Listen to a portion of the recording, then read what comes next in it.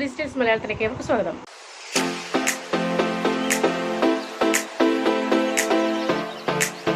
അപ്പോൾ ഇനി ഞാൻ നിങ്ങൾക്ക് നമ്മുടെ കണ്ണൂർ സ്റ്റൈൽ കിഴങ്ങ് പൊരിച്ചത് എങ്ങനെ ഉണ്ടാക്കുന്നതാണ് പറഞ്ഞുതരാൻ വേണ്ടി പോകുന്നത്. കണ്ണൂരിൽ വളരെ ഫേമസ് ആയിട്ടുള്ളൊരു റെസിപ്പിയാണ് ഈ കിഴങ്ങ് പൊരിച്ചതിൻ്റേത്. അപ്പോൾ നമുക്ക് നേരെ വീഡിയോയിലേക്ക് കിടക്കാം. വീഡിയോയിലേക്ക് കിടക്കുന്നതിന് മുൻപ് ഈ കാണുന്നവരിൽ ആരെങ്കിലും എൻ്റെ ചാനൽ സബ്സ്ക്രൈബ് ചെയ്യാത്തവരാണെങ്കിൽ താഴെ കാണുന്ന സബ്സ്ക്രൈബ് ബട്ടണിൽ ക്ലിക്ക് ചെയ്യുക. അടുത്ത് കാണുന്ന ബെല്ലൈക്കണും എനാബിൾ ചെയ്യുക. അതിൽ ഓൾ എന്ന ഓപ്ഷൻ സെലക്ട് ചെയ്യുക. അപ്പോൾ ഞാൻ അപ്ലോഡ് ചെയ്യുന്ന എൻ്റെ പുതിയ വീഡിയോയുടെ നോട്ടിഫിക്കേഷൻ നിങ്ങളുടെ മൊബൈലിലേക്ക് ലഭിക്കുന്നതായിരിക്കും. അപ്പോൾ നമുക്ക് നേരെ വീഡിയോയിലേക്ക് കടക്കാം. അപ്പോൾ നമ്മൾ കിഴങ്ങ് പൊരിയാണ് ഇന്ന് ഉണ്ടാക്കാൻ വേണ്ടി പോകുന്നത്. അതിനായി ഞാനിപ്പോൾ ഒരു 3 കിഴങ്ങ് എടുത്തിട്ടുണ്ട്. കിഴങ്ങിൻ്റെ ഷേപ്പ് എന്ത് വിധത്തിലായാലും കുഴപ്പമില്ല, കിഴങ്ങ് വേണമെന്നേ ഉള്ളൂ കിഴങ്ങ് പൊരി ഉണ്ടാക്കാൻ വേണ്ടിയിട്ട്.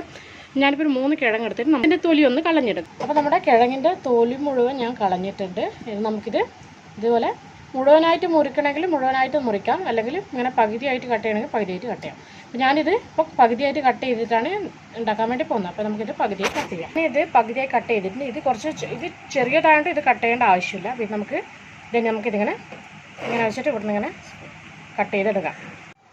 അപ്പോൾ ഞാനിവിടെ കിഴങ്ങെല്ലാം തന്നെ നീളത്തിൽ അരിഞ്ഞ് വെച്ചിട്ടുണ്ട്. ഇതുപോലെയാണ് അരിഞ്ഞെടുക്കേണ്ടത്. ഈ ഒരു കനത്തിലാണ് അരിഞ്ഞെടുക്കേണ്ടത്. അങ്ങനെ ഈ ഒരു കനത്തിലാണ് അരിഞ്ഞെടുക്കേണ്ടത്. അപ്പോൾ ഇതുപോലെ എല്ലാം ഞാൻ അരിഞ്ഞ് വെച്ചിട്ടുണ്ട്. ഇതിനെ ഒരു 10-15 മിനിറ്റോളം നമ്മുടെ ഉപ്പ് വെള്ളത്തിൽ, ഞാനിപ്പോൾ ഉപ്പ് വെള്ളത്തിലാണ് കുതിർത്തി വെച്ചിരിക്കുന്നത്. എന്നാൽ മാത്രം നമുക്ക് നമ്മുടെ ഇതിലേക്ക് കുറച്ച് ഉപ്പ് പിടിക്കുള്ളൂ. അപ്പോൾ ഇതിലേക്ക് ഞാനൊരു 10-15 മിനിറ്റോളം ഞാൻ വെള്ളത്തിൽ കുതിരാൻ വേണ്ടി വെച്ചിട്ടുണ്ട്. നമുക്കിതിൻ്റെ മസാല തയ്യാറാക്കി എടുക്കാം. അപ്പോൾ നമ്മുടെ മിക്സി മാവിന് വേണ്ടിയിട്ട് ഞാനിപ്പോൾ ഒരു 1/2 കപ്പ് കടലമാവാണ് ചേർക്കുന്നത്. അപ്പോൾ നിങ്ങൾ എത്രയാണോ എടുത്തിരിക്കുന്നത് അതിനനുസരിച്ച് ചേർക്കാം. ആദ്യം തന്നെ നമുക്ക് ആവശ്യത്തിനുള്ള ഉപ്പ് ചേർത്ത് കൊടുക്കാം. 1/2 ടീസ്പൂണോളം ചേർത്ത് കൊടുക്കുന്നുണ്ട്. വേണമെങ്കിൽ നിങ്ങൾക്ക് വീണ്ടും ചേർത്ത് കൊടുക്കാം. ഒരു 1/4 ടീസ്പൂൺ മഞ്ഞൾപ്പൊടി, 1-1.5 ടീസ്പൂണോളം മുളക് പൊടി, അതുപോലെ തന്നെ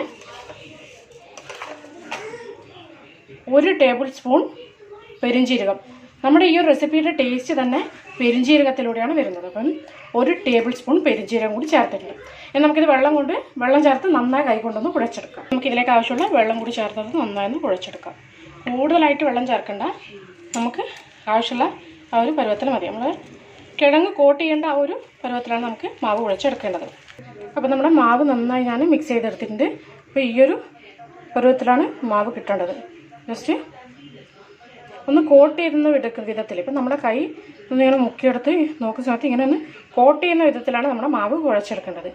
വളരെ ലൂസായി പോകാൻ പാടില്ല, പിന്നെ നമുക്ക് ഇതാക്കാൻ കഴിയില്ല. അപ്പോൾ ഈ ഒരു കൺസിസ്റ്റൻസിൽ മാവ് കുഴച്ചെടുത്തിട്ടുണ്ടെങ്കിൽ നമുക്കിത് ചുട്ടെടുക്കാം. ഒരു മിനിറ്റ്. അപ്പോൾ നമ്മുടെ കിഴങ്ങ് പൊരിച്ചെടുക്കാൻ വേണ്ടിയിട്ട് ഞാനിപ്പോൾ ഒരു തടി കട്ടിയുള്ള ഒരു പാത്രമാണ് എടുത്തിരിക്കുന്നത്. ഞാനിപ്പോൾ എടുത്തിരിക്കുന്നത് ചീനച്ചട്ടിയാണ്. അപ്പോൾ ഇതിലേക്ക് നമുക്ക് ആവശ്യത്തിനുള്ള എണ്ണ കൂടി ഒഴിച്ചു കൊടുക്കാം. നമുക്ക് പൊരിച്ചെടുക്കാൻ ആവശ്യമുള്ള എണ്ണ ഒഴിച്ചു കൊടുക്കാം. അപ്പോൾ നമ്മുടെ എണ്ണ നന്നായി ചൂടായിട്ടുണ്ട്. അപ്പോൾ നമ്മൾ ശ്രദ്ധിക്കേണ്ട ഒരു കാര്യം എന്ന് വെച്ച് കഴിഞ്ഞാൽ നമ്മുടെ തീ ലോ ടു മീഡിയം ഫ്ലെയിമിലേക്ക് മാത്രം വെച്ച് ഇത് പൊരിച്ചെടുക്കാം. എന്നാൽ മാത്രം നമ്മുടെ കിഴങ്ങ് വെന്ത് കിട്ടുകയുള്ളൂ. നമുക്കിത് എണ്ണയിലിട്ട് പൊരിച്ചെടുക്കാം.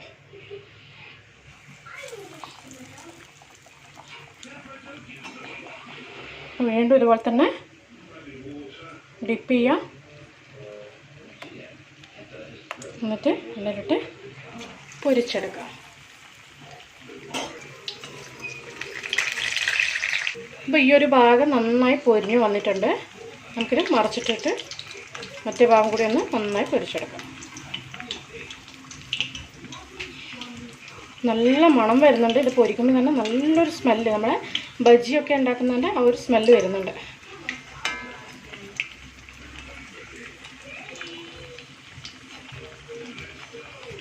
കൂടുതലായിട്ട് ഇത് കൂട്ടത്തോടെ ഇട്ട് പൊരിച്ചെടുക്കാതിരിക്കാൻ ശ്രദ്ധിക്കുക. കാരണം ഇത് പൊരിഞ്ഞ് വരില്ല. ഇങ്ങനെ 1, 2, 3 ഇങ്ങനെ 3, 4 മാത്രം ഇട്ടിട്ട് പൊരിച്ചെടുക്കാം. കഴിയുന്നത് കുറച്ചിട്ട് പൊരിച്ചെടുത്താൽ നമുക്ക് വേഗം നല്ല ക്രിസ്പിയായിട്ട് പൊരിച്ച് കിട്ടും. അപ്പോൾ ഇത് ഈ ഭാഗം കൂടി ഒന്ന് പൊരിക്കട്ടെ. അപ്പോൾ നമ്മുടെ കിഴങ്ങ് പൊരി റെഡി ആയിട്ടുണ്ട്. നമ്മൾ തിരിച്ചിട്ടതും മറിച്ചിട്ടതും എല്ലാം കൂടിയിട്ട് നന്നായി പൊരിഞ്ഞ് വന്നിട്ടുണ്ട്. നമുക്കിത് എണ്ണയിൽ നിന്ന് കോരിയെടുക്കാം.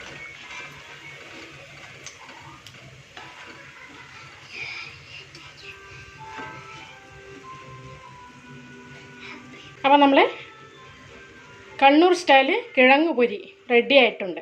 ഇതെല്ലാവരും വീട്ടിൽ ട്രൈ ചെയ്ത് നോക്കുക. നമ്മൾ ഇതിൻ്റെ ടെക്സ്ചർ എങ്ങനെയുണ്ടെന്ന് ഞാൻ കാണിച്ചു തരാം. നല്ല ചൂടുണ്ട്, ജസ്റ്റ് ഒന്ന് ഇതൊന്ന് ആറട്ടെ. അപ്പോൾ നമ്മുടെ കിഴങ്ങ് പൊരിച്ചത് നന്നായി പൊരിഞ്ഞ് വന്നിട്ടുണ്ട്.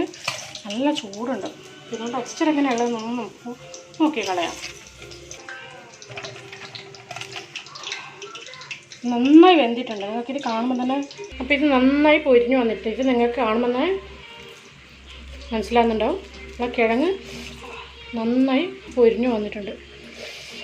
നല്ല ചൂടുണ്ട്. ഇതെന്നെ കഴിച്ചിട്ട് എങ്ങനെയുണ്ട് നോക്കട്ടെ.